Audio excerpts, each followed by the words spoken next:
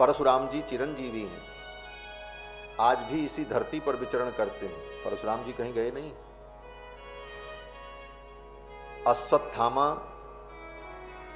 राजा बलि, वेद व्यास और श्री हनुमान जी महाराज, श्री विभीषण जी महाराज, श्री कृपाचार्य और श्री परशुराम जी, ये 7 लोग चिरंजीवी हैं, आज भी इसी धरती पर हैं। जो सौभाग्यशाली हैं उनको दर्शन होता है। अश्वत्थामा बलिर्व्यासो हनुमाश्च विभीषणः कृपः परशुरामश्च सप्तैते चिरजीविनः। ये 7 चिरंजीवी आज भी हैं। जो पुण्यात्मा हैं उनको इन चिरंजीवियों का दर्शन हो जाता है। भगवान शंकराचार्य जब बद्रिकाश्रम पधारे तो वहां पर भगवान शंकराचार्य को वेदव्यास जी का दर्शन हुआ था इसी कलयुग में।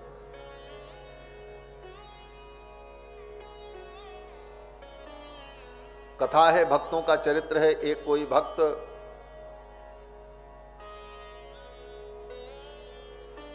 समुद्र की यात्रा कर रहे थे, नाव पलट गई, समुद्र में गिर गए। बाकी लोग तो मर गए, लेकिन समुद्र में विभीषण जी के राक्षस घूम रहे थे। देखा ये तो कोई महात्मा है, तिलक उलक लगाए, और हमारे महाराज भी भक्त हैं, ले चलो इसको अपने महाराज के पास। राक्षस सब उठा ले गए महात्मा को, लंका लेके चले गए। लंका आज भी है, लेकिन ये लंका नहीं जो भारत के नक्शे में नीचे दिखाई पड़ती है, छोटी सी, वो तो सिंघल द्वीप है। असली लंका जो विभीषण की है वो भारत के दक्षिण छोर से 100 योजन की दूरी पर, क्योंकि हनुमान जी ने जब लंका की यात्रा की, समुद्र को पार किया तो 100 योजन समुद्र पार किया था। है? और 100 योजन का मतलब 1 योजन में 4 कोस होता है, और 1 कोस में 3 किलोमीटर होता है, तो 1 योजन में 12 किलोमीटर, और 100 योजन दूर लंका थी। दक्षिण भारत में, भारत की दक्षिण सीमा से 1200 किलोमीटर की दूरी पर समुद्र के मध्य में मायामय नगरी लंका नगरी विभीषण जी महाराज की। तो आज भी विभीषण जी महाराज हैं, वहां के राजा हैं, लेकिन वहां किसी का प्रवेश नहीं। वो राक्षसों की नगरी है, मायामयी है। वो नगरी किसी को दिखाई नहीं देगी, वहां कोई पहुंच भी नहीं पाएगा। तो राक्षसों ने महात्मा को पकड़ लिया, लेकर के गए महाराज। वो तो राक्षस इस भाव से ले गए कि हमारे महाराज संत को देखेंगे तो प्रसन्न हो जाएंगे, और उन संत को पकड़ करके जब ले गए विभीषण जी के सामने, वहां तो सब बड़े बड़े राक्षस महाराज, राक्षसों की नगरी। स्वयं विभीषण जी महाराज राक्षस हैं, तो भगवान के भक्त विभीषण जी, लेकिन विभीषण जी देखने में बहुत सौम्य हो ऐसी बात नहीं, बड़ा भयानक रूप है विभीषण जी का। विभीषण शब्द सुन करके हमको आपको लगता है कि विभीषण जी बड़े सीधे साधे और बड़े शांत ऐसे दिखते होंगे, लेकिन हैं तो राक्षस, इसलिए उनका स्वरूप बड़ा भयानक है। और विभीषण शब्द का अर्थ ही होता है, विभीषण माने क्या? विशिष्टो भीषण विभीषण, जो अत्यंत भीषण है, इसीलिए उनका नाम विभीषण है। विभीषण के सामने जब ले गए तो महाराज महात्मा रोने चिल्लाने लगे। विभीषण जी को दया आ गई। विभीषण जी ने कहा इन महात्मा को ये जहां कहे वहां पहुंचा दो। फिर ले जाकर के उन राक्षसों ने द्वारिका के किनारे, समुद्र के किनारे ले जाकर के उनको छोड़ दिया। तो आज भी विभीषण जी हैं, भक्तों को दर्शन हो जाता है। हमारे पूज्य स्वामी जी महाराज, अयोध्यानाथ मंदिर वाले पूज्य स्वामी जी महाराज, उनकी माता जी थी, सन 2000 में उनका शरीर पूरा हुआ था, आज से 23 साल पहले।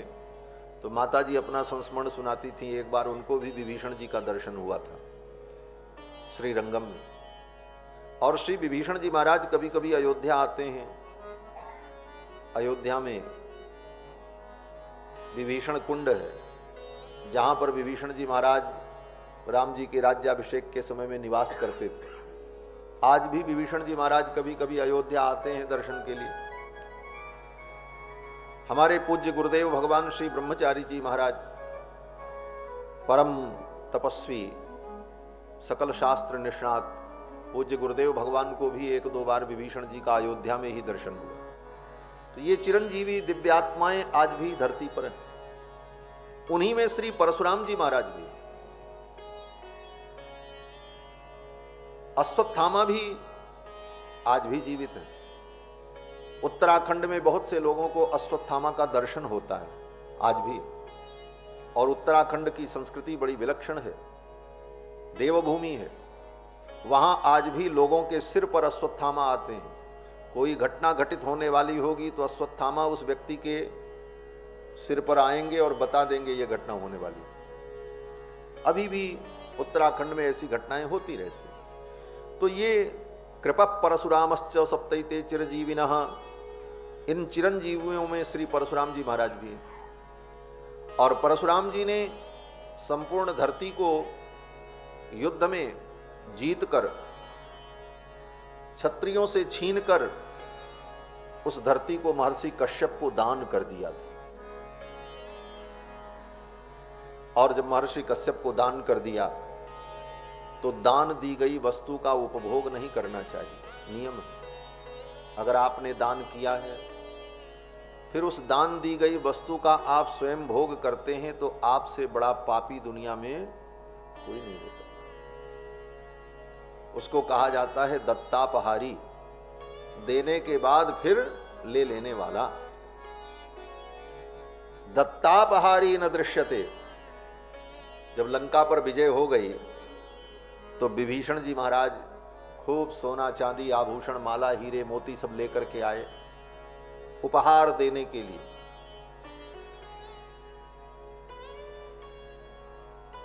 रख दिया राम जी के सामने, बोले ये उपहार है लंका के तरफ से आपकी सेवा। तो भगवान श्री राम देख रहे थे। राम जी ने सोचा ऐसे अवसर पर अगर विभीषण को हम कह दें कि नहीं नहीं मैं तुम्हारा उपहार नहीं लूंगा तो विभीषण जी को दुख हो जाएगा, और अगर मैं लेता हूं तो ये मर्यादा नहीं है। इसलिए भगवान ने युक्ति निकाली और भगवान ने जामवंत जी से कहा, जामवंत जी ये विभीषण जी उपहार लेकर के आए हैं, इसमें देखिए क्या वस्तु लेने योग्य है। जामवंत जी ने देखा, फिर जामवंत जी ने भगवान को ऊपर से नीचे तक ऐसे ऐसे देखा राम जी को। जामवंत जी का मुख भालू का मुख, लंबा मुख, ऐसे खड़े होकर 2 पैर पर ऊपर से नीचे तक निहारा राम जी को। जब 2-3 बार जामवंत जी ने राम जी को निहारा तो राम जी ने कहा, जामवंत जी आप बार बार ऐसे मुझे क्यों देख रहे हैं, हमको कभी देखा नहीं क्या आपने? तो जामवंत जी ने कहा, प्रभु मैंने जो देखा है वो तो किसी ने नहीं देखा। मैंने तो चंद्रमा को तब देखा था जब चंद्रमा में 1 कला होती थी, 16 कला तो बाद में हुई। मैंने इस धरती को तब देखा है जब धरती 1 थी, 7 द्वीप बाद में बने। जामवंत जी ने कहा, मैंने समुद्र को उस समय देखा है जब समुद्र का जल मीठा था, खारा तो बाद में हुआ। लेकिन प्रभु आपके जैसा व्यक्ति मैंने नहीं देखा। राम जी ने कहा, क्यों? जामवंत जी ने कहा, दत्तापहारी न दृश्यते। दे देने के बाद फिर लेने वाला प्राणी दत्तापहारी, ऐसा व्यक्ति मैंने नहीं देखा। भगवान मुस्कुराने लगे, भगवान तो यही सुनना चाहते थे। भगवान ने कहा, जामवंत जी आप ठीक कहते हो।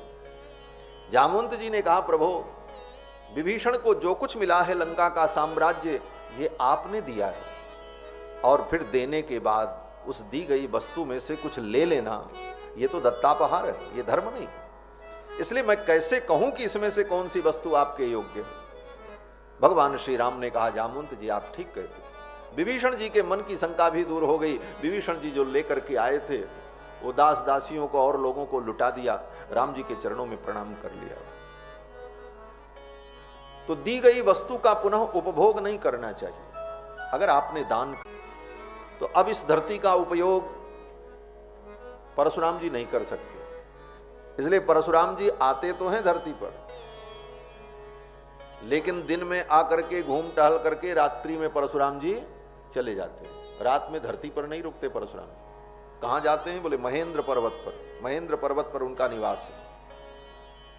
तो परशुराम जी ने कहा कि मुझे महेंद्र पर्वत जाना होता है, तो मेरी गति अगर बाधित हो जाएगी तो मैं महेंद्र पर्वत पर नहीं जा पाऊंगा और मेरा धर्म नष्ट हो जाएगा, इसलिए मेरी गति को आप बाधित न करें। पुण्य के द्वारा मैंने जिन लोगों को जीता है उन लोगों को आप अपने इस बाण से समाप्त कर दें। राम जी ने परशुराम जी के पुण्यार्जित लोगों को समाप्त कर दिया।